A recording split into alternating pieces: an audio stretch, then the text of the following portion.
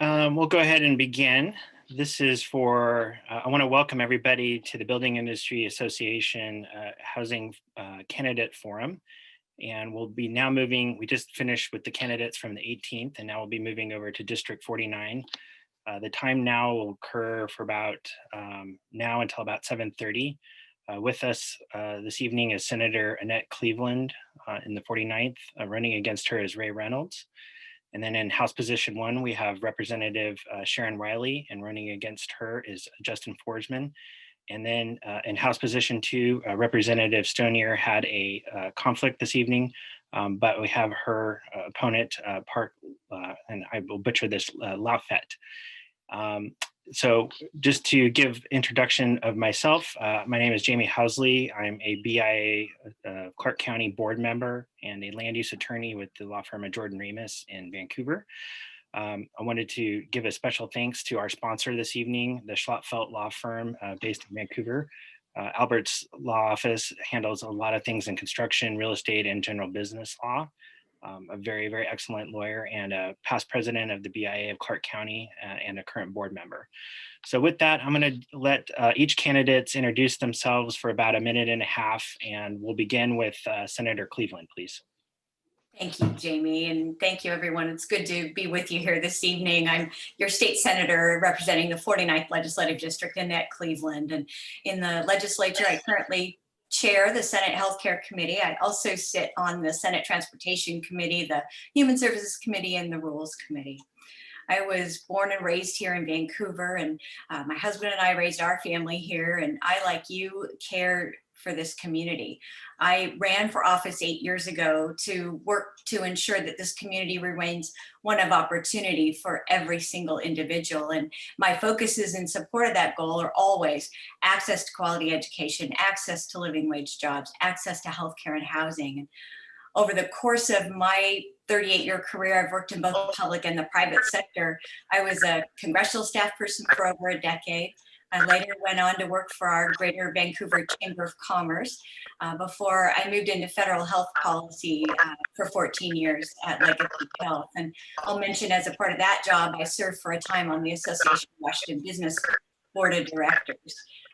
So all that's to say, I would describe myself as a Democrat who values business, understands the critical importance of your work providing housing for our community, and therefore also supporting our economy and helping to provide jobs. It's really this understanding experience allows me to be an effective advocate for you in Olympia. And we know housing continues to be one of our most pressing needs. As chair of Senate Healthcare Committee, I distinctly understand housing is health, housing stability. So I look to you as a partner in finding real solutions that are going to best serve our community. And I'm committed to ensuring that your perspective is a part of the discussions in Olympia. So thank you for the opportunity to be here tonight. Thank you, Annette. Ray?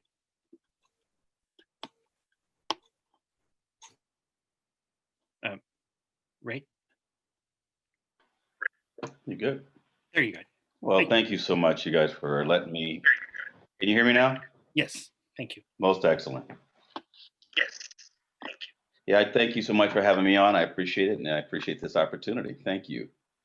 Just a brief, for those who probably don't know me, my name is Ray Reynolds, and I grew up in Chicago. I'm one of 9 children, and I graduated at the University of Wisconsin with a degree in Bachelor of Science in Water Resources, Biology, Environmental Science. My wife, Kathy, and I, we've been married for 28 years. And we've raised our 8 children here in Washington, primarily here in Vancouver. I spent 12 years with the Department of Natural Resources, where I was a game warden, where I protected the environment. Right now, I am a peace officer in Vancouver, where I've been serving for the past 23 years. My entire career has been with a union member, and I'm deeply involved with our Vancouver community. I'm well known in the area, but we honor our vets, do different programs we've done. Housing for the homeless, I've worked very diligently on. Protecting our families against domestic violence, which has been a big one for me. Supporting our military and securing the jobs and services that we need right here in the 49th district. I ran a nonprofit where we developed processes to help women who are caught up in abusive relationships. We developed projects that involved our faith community and helping solve community problems in developing really emergency triage protocols in case of an emergency here in Clark County. And I created a system called the Net, which is working right now, where it helps with some of our homeless issues as well as some of our mental health issues in the area. This is a program that is working right now. We'll describe a little bit more later. Right now, I'd like to say that I'm the right person at the right time, and I'm the one who can bridge, this divide between different race, between police reform, and also being qualified for making laws concerning our environment and our safety of our community. And I thank you for the opportunity. Thank you, Ray. I noticed that Representative Wiley was with us, and now she's no longer there. Try to get a hold of her. So we'll continue. Justin, you want to give an introduction, please? Yeah. Hey, thanks for having me. Pleasure to be here. It looks like the audio's coming in a little weird.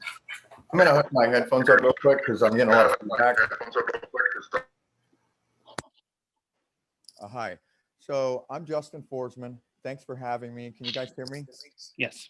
Okay, awesome. So a lot of people that don't know me, I am a political advocate. I advocate freedom and liberty. I advocate less government intervention. I think that big government, well, pretty much anytime the government gets involved in things, they tend to either screw it up or, completely destroy things. And so we can see that a lot when they take over, like the like housing industry and when they regulate building. And so I'm involved in a nonprofit. It's called the Broken Pole Fishing Hole for Wounded Veterans. And it's a fishing retreat. Mottos: one catch, one recovery, no suicides.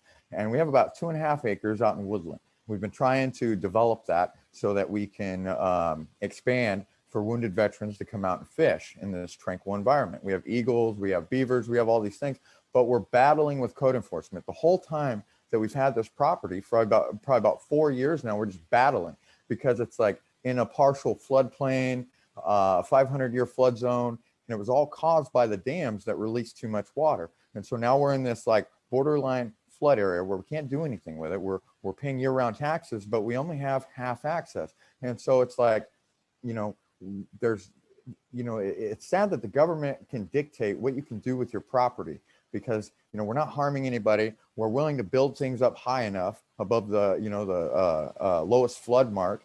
And we want to do something for veterans, but we're not allowed to. And so it's just like, costs us thousands and thousands of dollars to challenge them. And so it's just a nightmare. And so my experiences working with the government is just a nightmare. And so what I want to do when I get into office, I want to try to lessen the regulations on the people, focus on property rights, lessen regulations on like builders.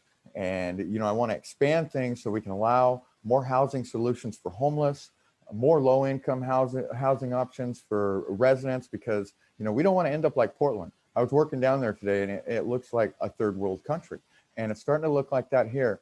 And we have opportunities. We can change things, and we can have better housing solutions, and we can have better opportunities for businesses and for people who want to do things in their community and not have so much pushback. And so those are things I'm focused on when I get in the legislature. Thank you. Thank you, Justin. Okay, Sharon, thank you for coming back on, and we'll have you do your introduction now, please. Oops.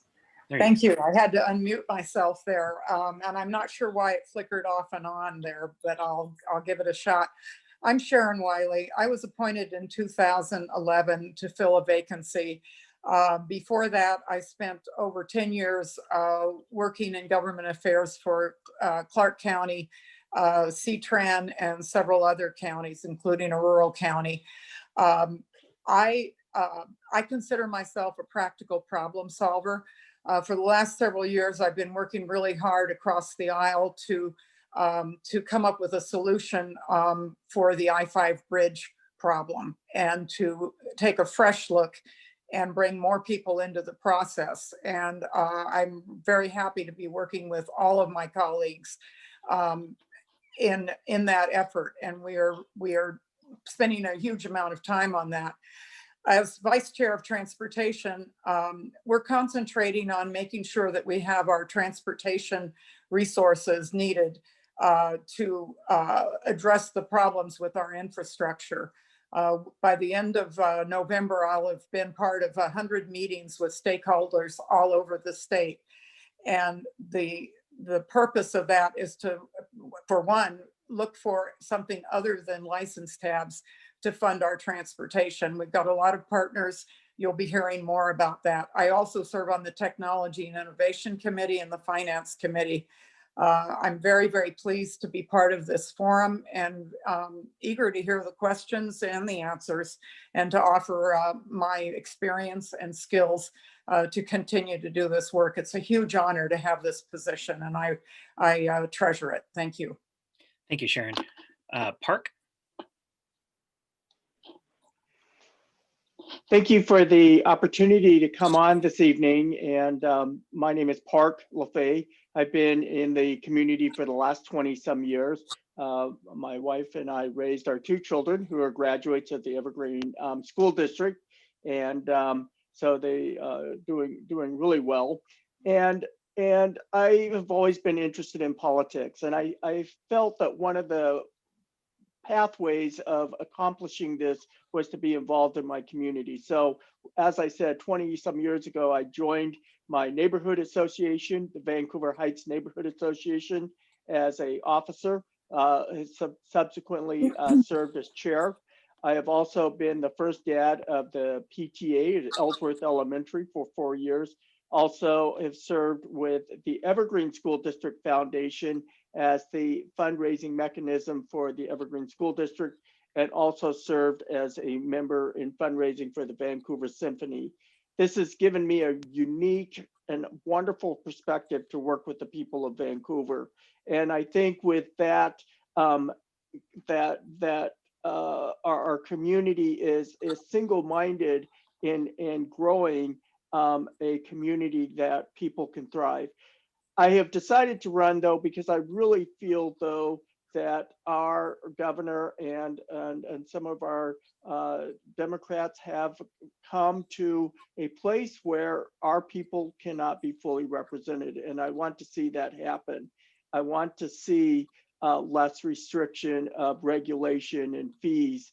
The cost of a new home is just too high. So we need to do work together with our building partners in building a livable and sustainable Southwest Washington. Thank you. Okay, thank you, Park. Just before I begin with the first question, just a couple of housekeeping matters. There's a chat feature, and this will be for the attendees there. And if you want to ask a question, please put it there. And if we have time at the end of this, I'll try to make sure that we ask everybody here that. And then my assistant, Ryan McKinster, the Government Affairs Director for the BIA Clark County, is going to be showing a clock. We're really low tech here, which will try to keep us on task as we ask the questions. The first question I have will be for all the panelists here, and we have about 2.5 minutes for responses. And I'll begin at the top with Senator Cleveland. And the first question I want to ask is one around the real estate excise tax. And if we can think way back to January pre-coronavirus, the state had made some changes to the REIT, which increased 2 of the brackets there. And since the REIT is levied upon every transaction, including the initial purchase of undeveloped land through the final sale, sometimes an individual lot may get hit multiple times, and sometimes those houses can fall into the higher brackets. Understanding the budgetary limitations that we're in with the COVID crisis, does this need to be addressed, and when, and if so, how? So I'll begin with Senator Cleveland, please. Yeah, thank you for the question, Jamie. Yes, I do believe that we should address this issue. I personally have never been a fan of pyramiding of taxes, and we've seen this with our state's B&O tax over the years, and it appears that this is now being applied to the REIT tax. And so that said, though, I want to make clear that I very strongly support our legislature engaging in the hard work of considering broad tax reform for our state. Tax reform that hopefully could create a more fair, more equitable, less complicated system. I will say specifically in response to your question regarding whether there's an ability to address a REIT-specific legislative fix next year. I think that that's unlikely given the environment that we face. I'm absolutely willing to work together with you to address this multiple taxing issue that was created with the changes that were made to REIT. But I think the best path forward is to link any REIT adjustments with other potential tax proposals that might pass next year as a part of a broader tax reform effort. Okay. Thank you, Annette. Ray? We got you on mute there.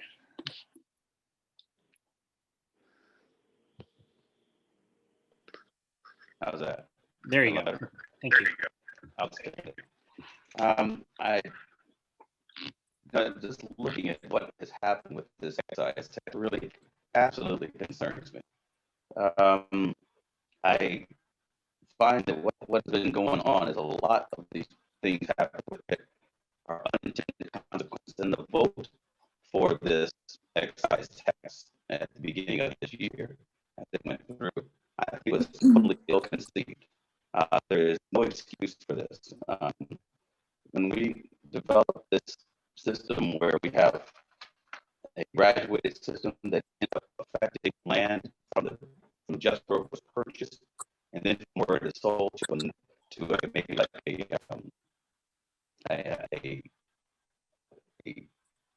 another company, each of those things are taxed even up to different rates, up to 3% when it gets into the 3 million mark.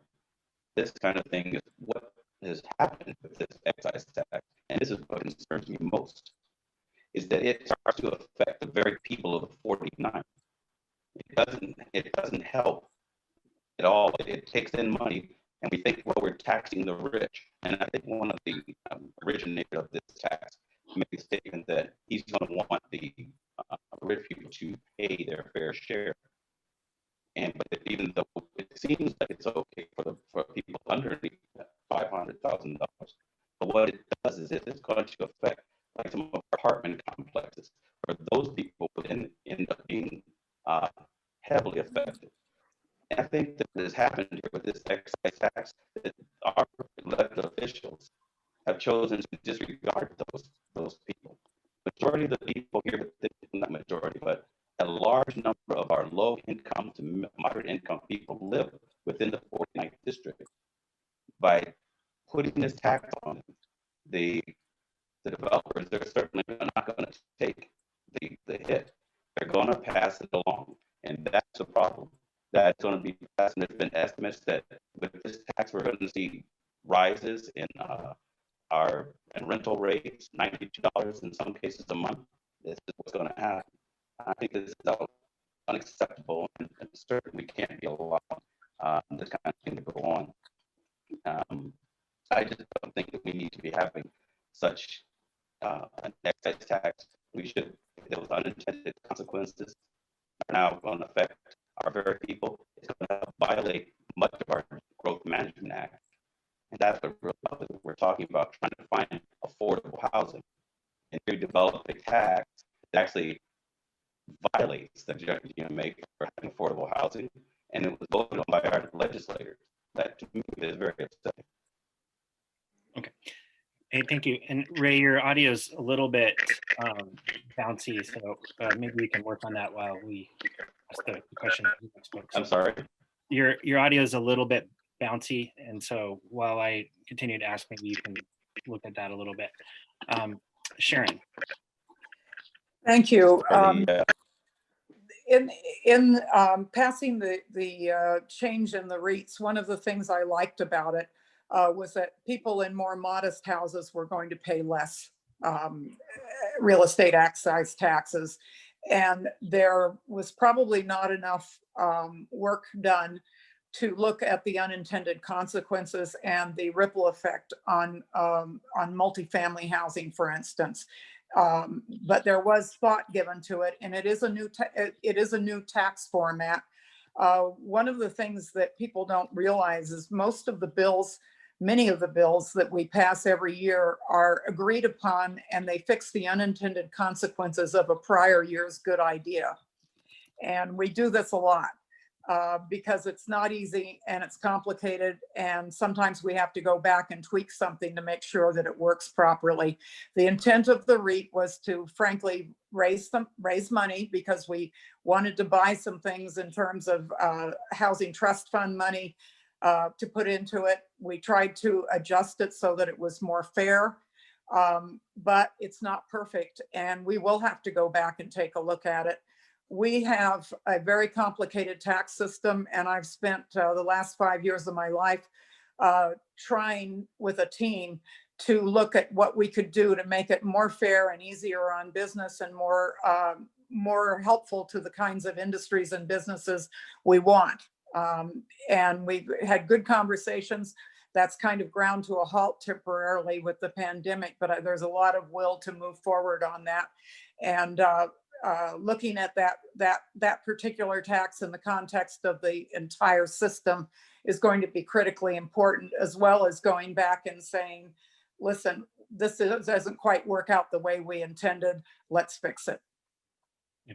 Thank you, Sharon. Justin. Yes, sir. I just wanted to touch basis about Ray, your connection. You might want to make sure that you have a hard line, Ethernet plug in, because it just seemed like you have a connectivity issue on there. But to answer that question, I would just like to say in regards to the taxes, it seems like a lot of times we elect these politicians and they get into office and they say all these good things, and then they basically forget who they're there to serve. They end up serving government. They do the bidding of government, trying to reel in and rake in all this money. It's like, how do we get these politicians? They go in poor and they come out rich. That doesn't make sense.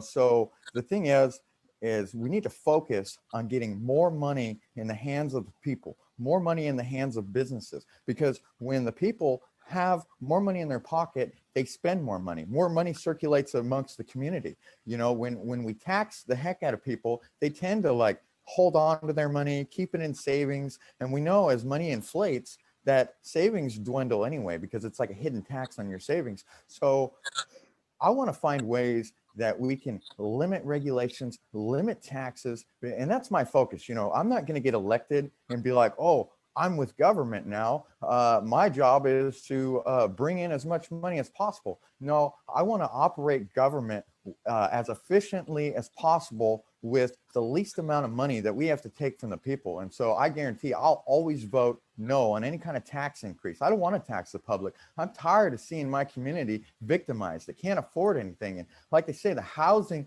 is just skyrocketing. The cost of living is so high. And we know why. It's because the money is being inflated. The cost of living is rising while the wages that we make is staying the same. And so my goal is to make things more livable, to put more money in the pockets of businesses and people, and to make government accountable to the people and not the other way around. Thank you. Thank you, Justin. Park. This is a great question, and I think as Sharon pointed out, that the new tax structure that came out in went into effect 2020, it does lower the price for median homes, but for the seller. But the bigger picture is not just that. It is where does the seller go back and just reinvest back into the community?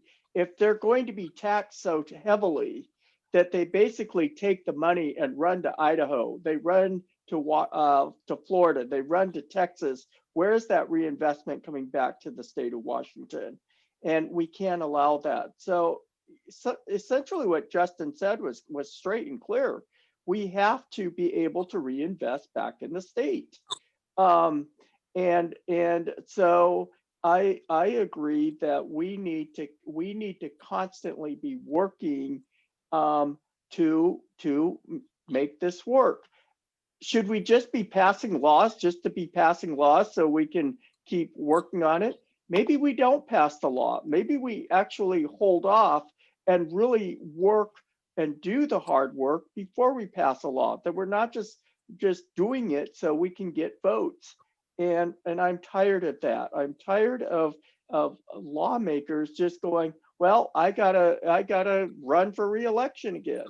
And that's not right. That's not fair. It's not equitable to our people and to our communities. So I believe that tax structures, as Senator Cleveland already alluded to, we're already going to be taxed. We're going to see an increase in our B&O. We're going to see an increase in capital gains, and we're going to see a possible payroll and income tax. That's already being touted by Frank Chop. So we need to stop. Thank you. Thank you. Okay, so now I'm going to move to the second question, and this one will be directed to Justin, then Representative Wiley, Ray, and then Annette, please. And we'll have about 2.5 minutes. And again, Ryan's keeping time there. And this is sort of interesting as we're here sort of in this virtual world. Due to a lot of the COVID restrictions, many of the policy decisions and the standard processes which we use in land development have been thwarted or halted or changed a bit. And we're not getting adequate, timely, and efficient land use decisions or permitting because of that. So understanding that we're not going to be in a normal environment probably for another year or so, is it possible for the near term to use this current situation that we're in as a catalyst to change things, via state law, and in particular, change things in the local Project Permit Approval Act or the Growth Management Act to speed up permit decisions, change how hearings are conducted to possibly include online stuff going forward, and to try to get us to get quicker decisions so product can get out on the floor, or on the land, I should say, not the floor. So with that, I'll go to Justin first. Yes, sir. No, I definitely think that things need to be expedited. I mean, just to go to the DMV, you got to schedule it 30 days in advance, and you'll find that, there's no appointments. They'll be like, well, check back in 30 days or whatever. So it's like, we need to expedite this. We need to get government going. People's lives can't sit on hold because of COVID-19. And my opinion about COVID-19, is going to be very controversial. I don't believe in the pandemic. I think that this is all a big power and control grab. And we can look at South Dakota. They didn't do a lockdown. Things are great there. And you ought to listen to that governor. She's amazing. And she is a great example of Jay Inslee of everything he's not. And so we've had a lack of leadership here in Washington, not only in our government office, but all across Washington. Look at all these offices. Look at all these people. Look at these politicians. There's very few that have enough backbone to stand up for the people, and they're afraid to because they become attacked, and I'm not afraid of being attacked. So I'm going to take a stand. And I think we need to open things up immediately. I think this country needs to open back up. I think that we need to protect the most vulnerable people, but everybody else needs to resume operations immediately. And until that can happen, things need to be expedited. We need to open up this government. We need to open up these offices. We need to get these people working. Why do we pay government so much money? And look at what they provide. They provide a very nil compared to what we pay every year in our taxes. And it's sad. And the people are getting upset. And there's going to be a lot of Democrats that are going to be voting Republican this year because they're sick of it. And I'm sick of it. And that's why I decided to run because, and it's not just me. We're all tired of being taken advantage of. And so, the time to take action is now. And I can't wait to get elected so I can start making changes and start putting the power back to the people. And, thank you. Thank you, Justin. Representative Wiley. Thank you. One of the things that's real interesting about this pandemic is how different organizations have maintained their efficiency and their processes, and some haven't. During the last recession, a lot of cities cut back on their planning departments, their parks departments, and went more digital. They developed some pretty good systems for getting things started online. They've made some of the reviews coincide with other reviews so that it was at the same time instead of sequential. And so they haven't missed a step. Others are just buried and things have slowed down. And I think that that tells us something about our systems, and it tells us something about how different communities are prepared differently. And I do believe that we can use technology to make the process a lot friendlier to the people using the customers, the citizens that are using that process. And I fully believe that that's possible, and that's what we should do. The state's role should be to make sure that the technology is available, that best practices are shared, and that we set some standards for how to meet the requirements that we've put on these cities. People talk about unfunded mandates. I think we need to look at it more as a partnership, where we make sure that when we put something out there, we make sure that our partners have the resources to make it work. Thank you, Sharon. Ray?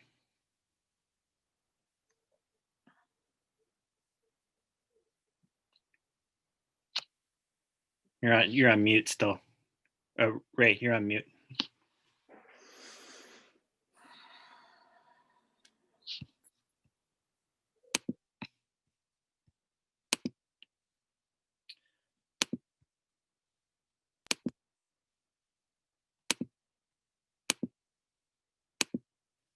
Sorry, we're dealing with some technical difficulties. There we go. Okay, you're on.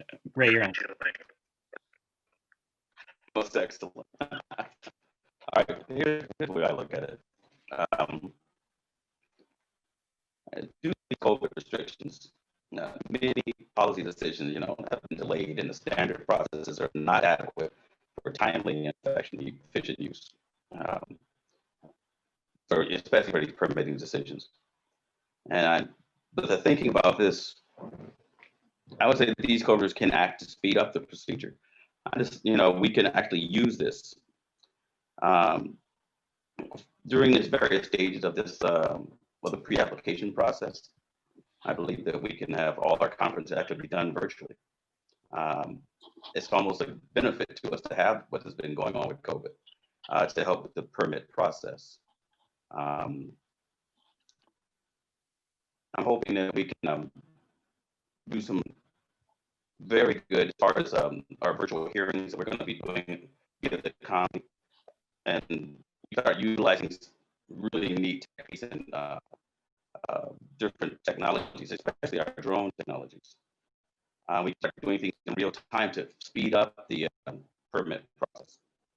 The conferences, we can be different places and seminars, and we get permit technicians. I'm hoping that we can have a better process with this, again, to try to help our businesses go better. Because right now it's causing significant problems, especially for our people that are trying to get permits through quickly. And I believe if we can speed up the process, it'll be much better. Oh, thank you. Senator Cleveland. Jamie, the question is yes. I think we absolutely can better harness technology to streamline the permitting process. As chair of the Senate Healthcare Committee, I can tell you that we very successfully utilized telehealth as a means of providing services to patients in this time of COVID, and preventing people from having to travel to a healthcare clinic or hospital for medical services. Next year, as you can probably well guess, we are going to be focused primarily on addressing issues that have been brought about due to COVID. And so I would see this as one of those policy changes that we need to consider as an impact of COVID. And some of the things I think that we can also look at is, fast tracking local permit applications, but also streamlining the permitting process and permitting reviews. And I think that this absolutely can be accomplished without jeopardizing environmental protections. And I think also in some cases we can look at amending state law to add deadlines on permitting reviews so that there's better understanding on both sides, local government and on the side of builders, of when decisions can be expected. So I would welcome the opportunity to work with you on that. Thank you, Annette. We're going to move to our third question, and I'll begin with Park, and then we'll move to Ray, and then to Annette. And this third question is revolving around the Growth Management Act. There's currently a work group that's been convened, and I've had the pleasure of sitting on many a meeting, including today, that will be recommending legislative updates to the GMA with a broad spectrum of different interest groups and local government organizations. A large focus of that group has been looking at amending the GMA to look at equity issues, as well as stuff related to greenhouse gas emissions, and potentially adding additional goals to the act. Right now, although we do believe that that's laudable and we should move towards some of that, history has shown that increasing rules does increase the cost of housing, which is very contrary to the urgent need right now to get housing affordability, a goal that's already in the act but has not really had a lot of focus on. What recommendations would you offer this coming session and future sessions to address that? And I'll begin with Park. Thank you. Thank you for the question. I think it's really interesting that I'm glad you brought up the greenhouse effect. And in one of our other forums, there was the question as to the forest fires being attributed to climate change. And that's a poor excuse. We have found in the state of Washington, number one, that Governor Inslee was to take 145,000 to 200,000 acres of forest land and manage them correctly. He did not do it. He has fallen, he's just not even reported how he's doing that. Number two of that question of attributing forest fires to climate change is that the earth is getting warmer. Actually, in 2018, we had the most cataclysmic forest fire in the state. During that forest fire, the temperature of the state of Washington was actually cooler, not warmer, than it was this year. And thirdly, we have seen dollars being taken away from our biennium budget in forest management. So I am careful with attributing things and jumping on. Not that I don't disagree that there's global warming, but I'm not sure that we need to jump on all these bandwagons.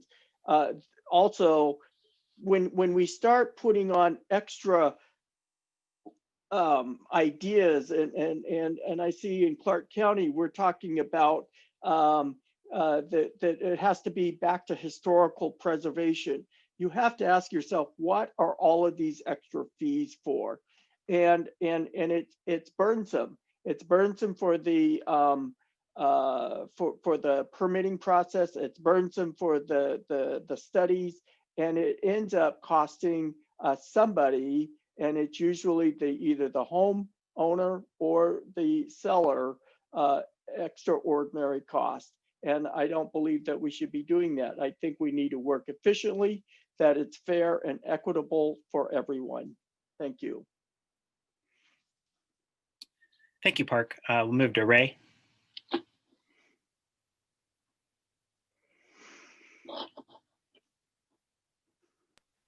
There we go. Now we got it. Now we got it. You know?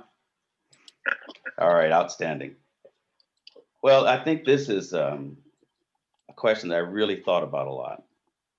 Number one, I believe I'm qualified to speak on this issues, and because there was talk about equity and adding equity and environmental impact and greenhouse gas emissions as goals within the GMA. Just to put it bluntly, that would be a mistake. It would dilute what the GMA is trying to do, and it also would be duplicative because there's already things that are taking care of it. As far as equity is concerned, trying to add equity into the GMA to continue with some kind of identity politics and utilizing this as a social experiment, putting it into the GMA, again, I find that that doesn't make any sense. It will not be effective. It's going to dilute the very process that we want and of the other things that are going on. And when I say other things, I mean other goals within the GMA. Now, having said all that, let me just give you what I believe is the best course of action that we need to take. The flurry of GMA modification legislation that came at the beginning of the year, and just prior to the COVID restrictions, it reflected a failed belief, in my opinion, that during our booming economy, they could put this kind of legislation through and it wouldn't affect our economy. However, as we all know, during the 2008 and 2009 era, we're within a what we calling a self-inflicted recession, because now we have a $4 billion deficit. Back in 2008, 2009, we had a $3.5 billion deficit. And the legislatures at that time decided, we can't have this legislation affecting the GMA and adding this climate change into it, because it's going to affect people. It's going to cost a lot of money. And that was wise at the time. However, it appears now that our legislatures now want to bring back this kind of legislation, which we know is going to affect our economy negatively, and still bring it back, and I'm completely against that. The addition of several other of these GMO rules will be ill-advised at best and inconsiderate at worst, especially for the needs of my 49th district. Here in the 49th, we have people, these proposals that they're talking about, it lacks the consideration of all the other economic impacts that are going on for housing, for employment, for transportation, economic development within within the 49th district. Just for example, if we have a 15% reduction in the greenhouse gases, just 15%, all our lower income individuals would end up paying almost 3.3% of their income. That's with just 15%. I've heard figures that they want to lower the greenhouse gases by almost 83%. Imagine what that would do to our lower income people.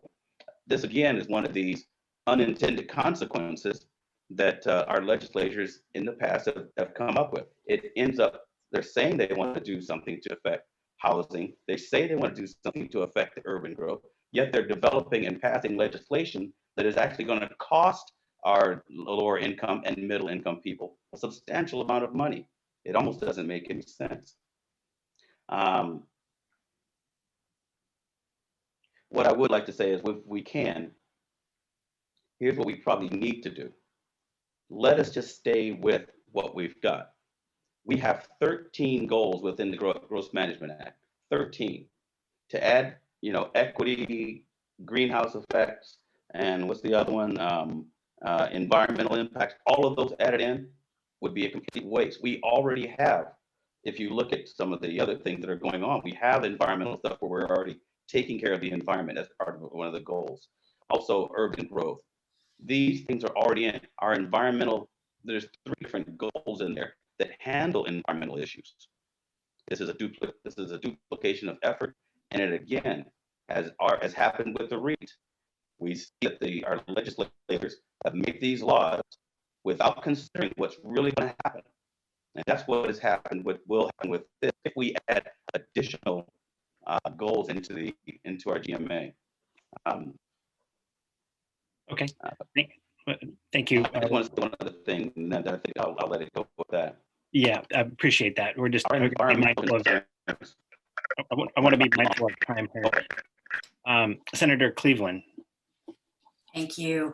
Well, I'll share, first of all, I agree with you, Jamie, that there is merit in considering equity, environmental impacts, and greenhouse gas emissions as a part of GMA. And I do support regular updates to GMA as our years go by and things change. But, you know, I'll mention the pandemic again and say that we're in the midst of a crisis. The 2021 legislative session is going to be immensely challenging. And I keep in mind always that there have been very dire economic impacts of COVID on so many of our businesses, so many of our industries. And that leads me to feel that any legislative updates to the Growth Management Act need to be approached next year very, very cautiously. And in terms of greenhouse gas emissions, I would say that we need to first focus on the transportation sector because that's the largest contributor to carbon pollution. So that's where I'm going to advocate that we put our focus initially. I also know that builders are subject to very high levels of regulation. And so adding to, you know, additional regulations, additional changes right now very much does contribute to increased costs of housing. And that's counter to what our goal is. Our goal is to incentivize more housing, and particularly entry-level housing. So for those reasons, I'm going to be advocating next year that we take a very cautious, very balanced approach to any GMA changes, and that we do our best as policymakers to manage the unknowns and the uncertainty that we're all facing right now as a result of the pandemic, and that we limit huge wholesale changes in regulation and focus on the emergent needs that are before us right now. Thank you, Senator. So we're at 7:30, and because we're almost near Halloween, we're at that witching hour. On behalf of the Building Industry Association, I would like to thank Park and Justin and Sharon and Ray and Annette for spending some time with us this evening and answering questions that are extremely important to our industry. I appreciate you guys bearing with us within this interesting forum. This isn't as a face-to-face person. I'm not, you know, I love the Zoom world. But with that, we're going to move over now to the 17th district, and we'll have the discussion there. But again, I want to thank everybody for showing up this evening, and we'll move over. Appreciate it. Thank you. Thank you. Thank you.